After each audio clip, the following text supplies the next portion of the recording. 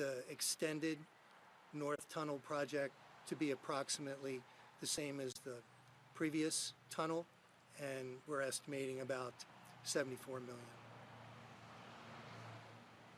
Thanks, Mark. Other questions? Okay, so what are they going to do? What are you now going to do with the buildings that you're able to save? Are they going to be new stuff built up or what? So the question is, what is now going to happen to the buildings that are owned by the county but now going to be preserved?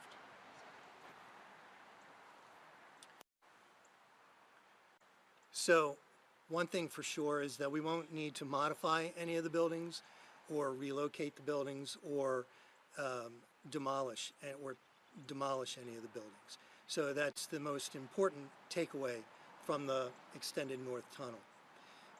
During the construction of the flood mitigation plan, they will exist just the way that they are. We do intend to maintain them while we own them.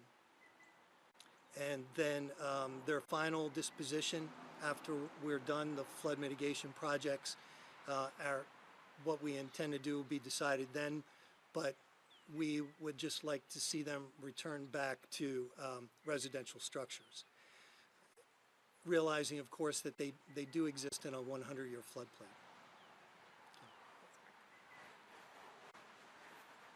Other questions?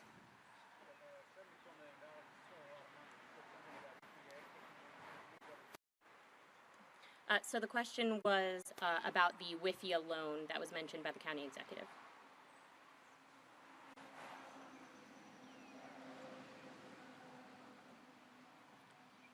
So the WIFI loan is a great opportunity for us. It is a loan program offered through the Environmental Protection Agency. It's a federal loan program that funds water projects.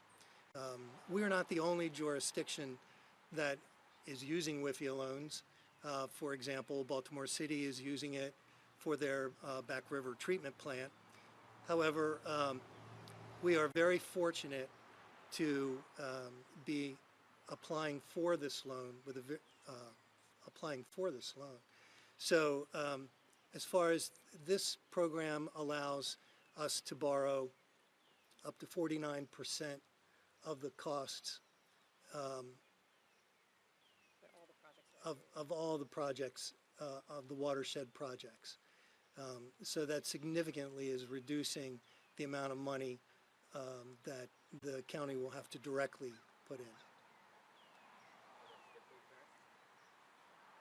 It is a loan program. Other questions?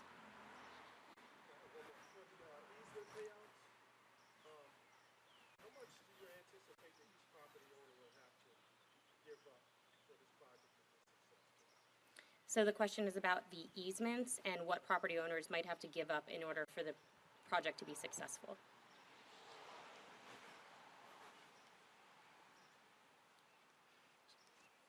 So I believe that the easements that we will have to obtain for this project are very much less impactful than the original West End projects would be, simply because the original projects will occur on the surface and will change the surface, the way the surface looks.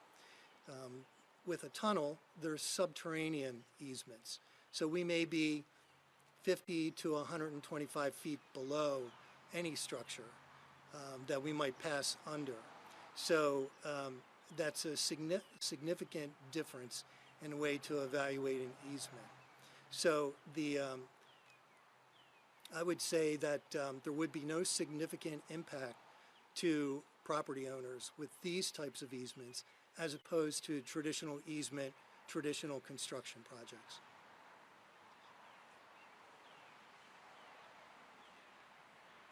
Any other questions? Great. Thank you so much for being here, and that concludes our press conference today. Thanks, Mark. This is exciting. Yeah, it is great. I'm glad we were able to do it. Me too. Thanks for all your hard work on it.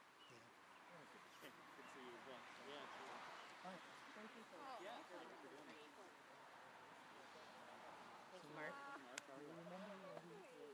supposed to go